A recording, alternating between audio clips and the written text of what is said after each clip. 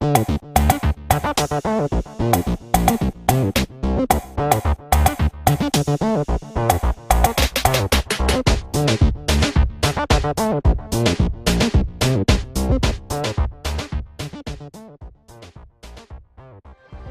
week on ELIMU Nguvu, we took a look at the happenings within the first 6 months of the 2016 school calendar. Talk of the results of the Kenya Certificate of Primary School Education and the 2015 Kenya Certificate of Secondary School Education.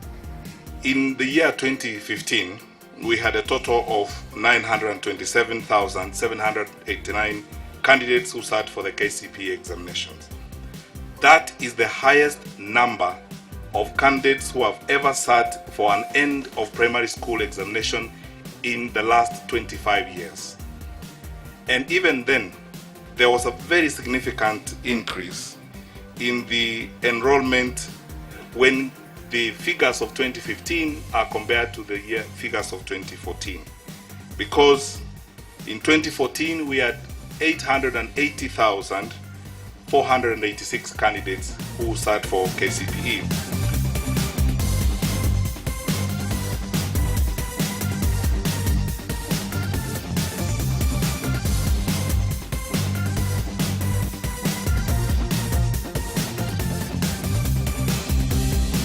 I know that we have achieved some parity because of the 522,870 candidates who sat for KCSE in 2015.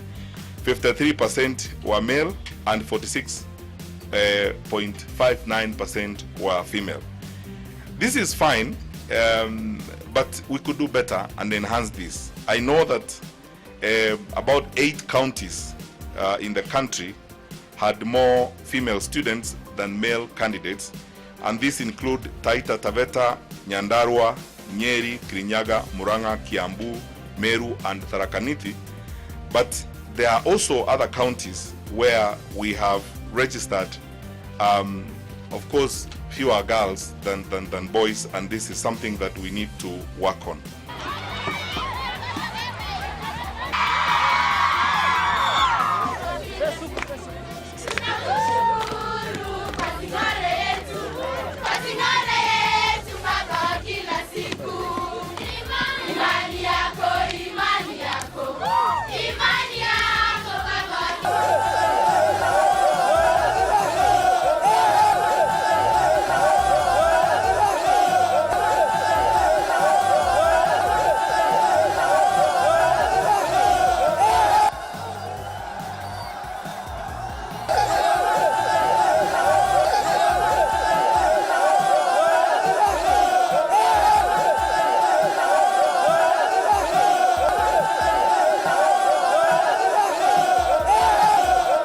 Winners of the first term in the Kenya Secondary School Sports Association.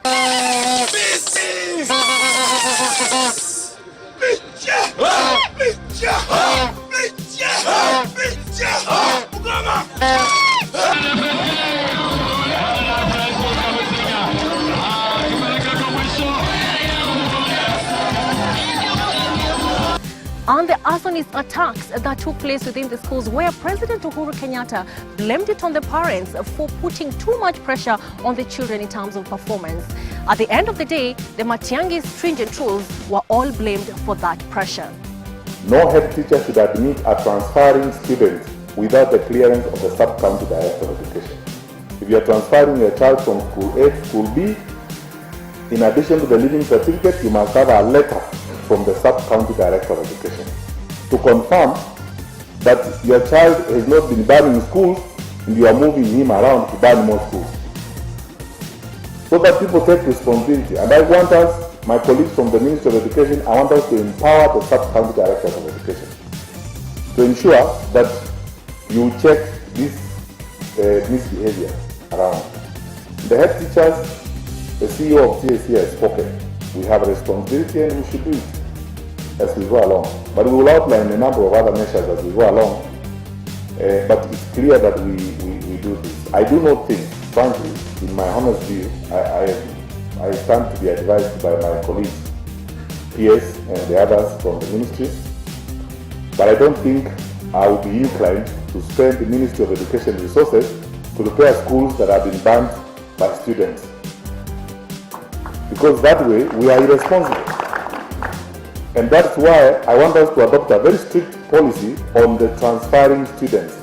So if students are getting involved in destructive behavior, they stay in that school, they work with their parents and repair the school that they are banned. You are all aware of the challenges that we're having in our schools, where some have come to think that the best way to release their frustration is by burning dormitories, failing to recognize that those same dormitories will have to be built by their own parents again. But even as we deal with that, we also have to ask ourselves, what is, at the bottom of this, and start to try and deal with some of the challenges. Exam pressure brought upon by parents like some of the ones who are here. You must have an A. If you don't have an A, don't come home. Pressures that result in some of our young people going to excesses, and then the crooks in our society selling exam papers, something that's not going to happen, so now they can't find the exam paper, so panic sets in. New ways of trying to release frustrations. Don't, because you're going to do the exam. And this time you're going to do it clean. A human being is not made by what grade he or she gets. Let us allow our children to work hard. Let us encourage them that regardless of what grade you get, the important thing is that you did your best. That is what is important. Because it is not grades that make, like I said, people. It is the character of that person. That is what makes you somebody to be recognized. As tough as the Matiang'i rules were, especially on students and teachers, it was claimed so, they were actually successful to some extent. And this week, we take you through the second half of the 2016 school calendar, delving into the implementation of those Matiang'i rules pertaining matters of national examinations of the year 2016. And yes, as we promised, we will be giving you the highlights of the Kenya Music Festivals in the year 2016. This is ELIMU Nguvu, and I'm your host, Corazon Safan.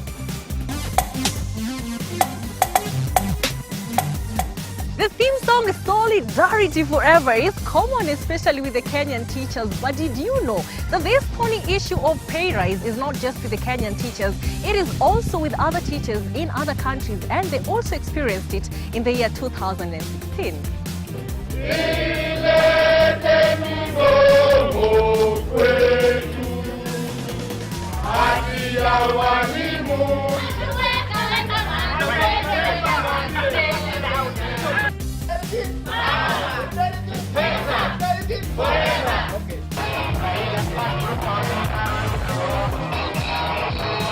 One Filipino statesman who is also a broadcaster, Richard Gordon, and he is the chairman of the Philippine Red Cross. His arguments are definitely not new in the ears of Kenyans. Singapore pays their teacher 133,000 pesos. Some say 75,000 pesos. Doesn't matter to me. It's high. We pay our teachers 18,500 pesos a month. I bumped into a teacher the other day in Cebu. And the teacher said, I want to have a picture with you, sir. You're my idol. I said, no, God is your idol. I'm just a human being. I said, no, I want to have a picture with you. What are you? I'm a teacher. I said, oh, I want to talk to you about my platform. Sir, I'm no longer here. I'm in Dubai. Oh, good. How much are you making in Dubai? 80,000 pesos. And by the way, sir, I've got my family there. And I teach part-time tutoring. That is 1,500 per hour. We do not love our teachers. We claim we love them. We claim we love our children.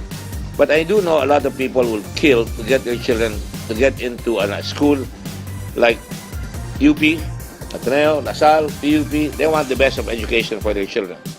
But when it comes to paying, we are not ready to pay our teachers well. I don't know why. 18,500, my goodness. I mean, can you imagine if we start paying them 40,000? Salary grade 21? 40,000 and you'll get outstanding teachers to teach your children or your future children, and they will become outstanding students. And therefore, we can get foreign direct investments better because we're smarter. We not only look good, we actually think well and work well.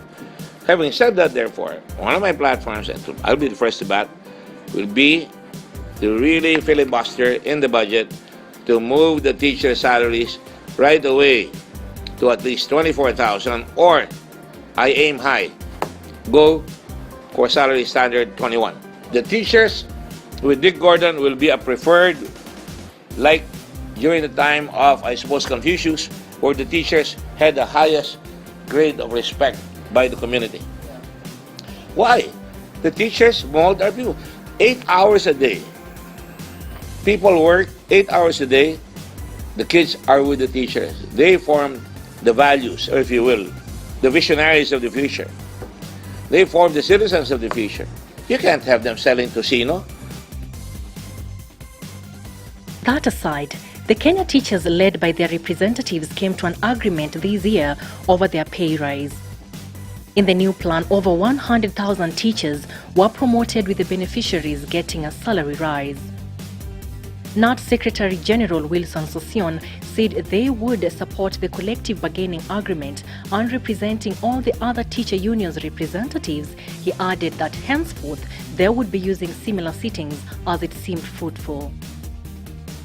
And I want to thank the Teacher Service Commission for openly engaging with us on this, especially when we both mutually agreed to work determinedly to restore harmonious industrial relations, which is what we desire as teachers.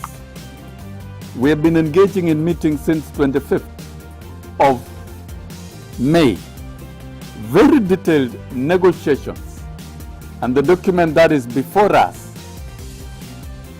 is well negotiated without duress on either party.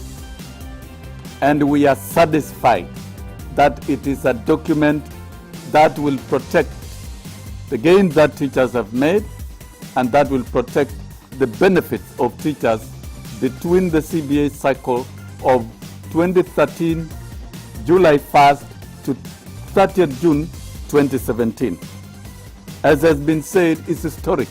It is the first ever collective bargaining agreement. The only document of agreement that has existed between us and TSC is the recognition agreement, which was signed in 1968. And therefore, I would say this first collective bargaining agreement forms the foundation of future collective bargaining agreements. And once there is a first CBA in place, the rest of the CBAs will fall in place with less acrimony. And therefore, what this means from today is that there will be harmonious industrial relations between us and Teacher Service Commission.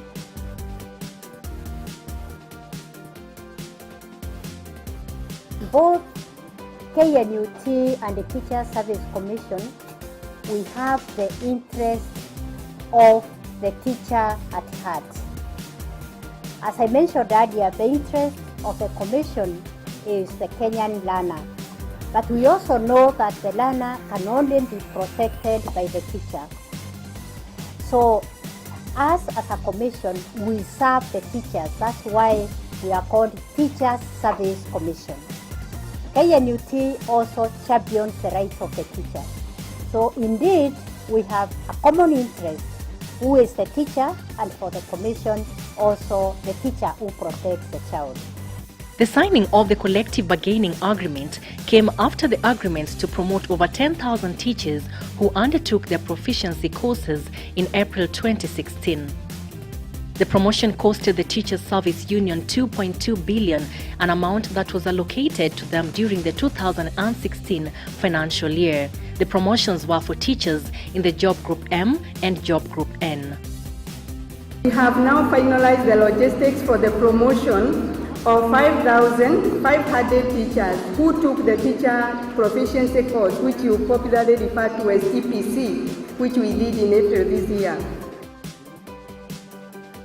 From classroom matters to co-curricular activities, the new rules and the new management in the education sector were supportive of the 2016 Kenya Music Festivals. This year, it was sponsored by the Central Bank of Kenya as they were celebrating 50 years of existence and service to Kenyans. I'm happy that the bank is celebrating this year with the music festival. CBK this year has decided to sponsor the music festival. This is because CBK will be celebrating 50 years. And we continue to appreciate the services that have been offered to the nation by this bank.